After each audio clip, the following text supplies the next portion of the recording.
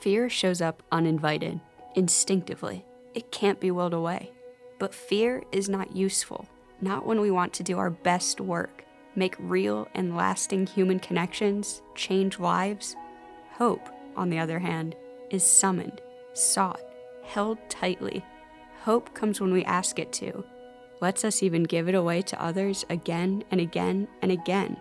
But hope expects things from us, and when we deliver, when we meet its expectations, incredible things happen. I have been able to witness myself with my eyes the huge impact that these movements have in these countries. They offer hope, they offer opportunity, they save lives. You know, I love urology because it takes care of men, women, and children, and in particular, it takes care of the very most personal problems that people have. To support what we do, to allow a person to have just the basic functions of life and help with training others to bring the best urologic care to patients, all of this, I think, describes the purpose that we have.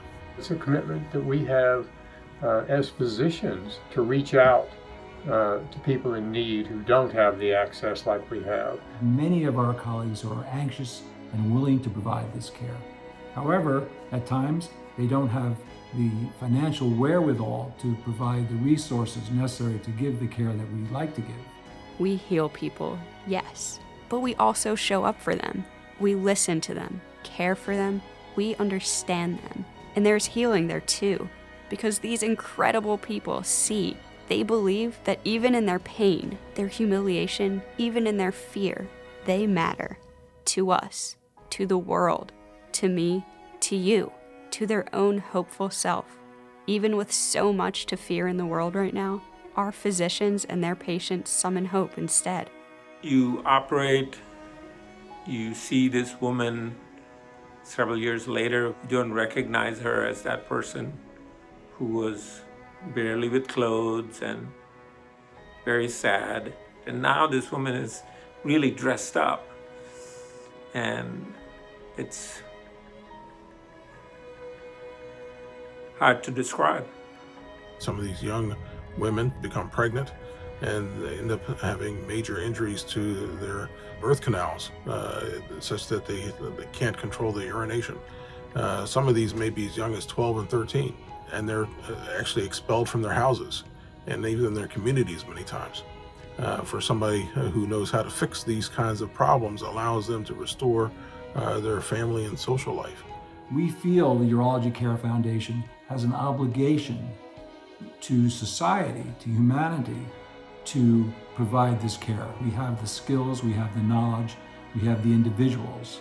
We need to be able to provide them with the support that enables them to do this wonderful work on a worldwide basis. There are people whose lives depend upon this. Some of it's life-saving surgery, some of it's quality of life-saving surgery. And you literally turn their life around and restore it. If we train the doctors locally, then that gets multiplied so many times over. We are building something incredible here. But lives, our lives, their lives are transformed because they are touched. $1 can save many lives. You'll be surprised how much $1 can do. And without financial support, as you know, it's impossible to do anything. You need medications, you need instruments, you need coordination to help bring things to that country that will save lives and continue to care for those people. Every little thing that you do makes a difference for that person. That person is 100%, not a drop, not 0, not 1. It's 100% of their life changes. It's not a numbers game. A ripple effect of hope and expectation that will expand throughout the world.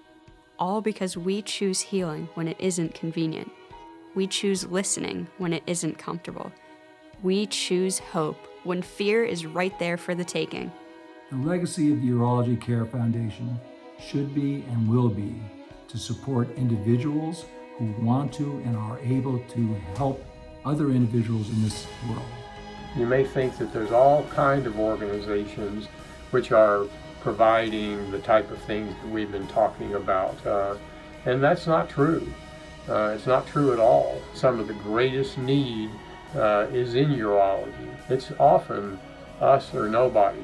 Giving comes naturally to most of us, I think. But it's really learning to give without an expectation of return. That's true giving. We all can do this as long as we want to and as long as our hearts and minds allow us to. We can do this indefinitely. We give life, we give health. What is a better gift you can give to the world? Will you choose with us? Will you summon hope? Help us build something lasting, something rippling, something we can give away again and again and again?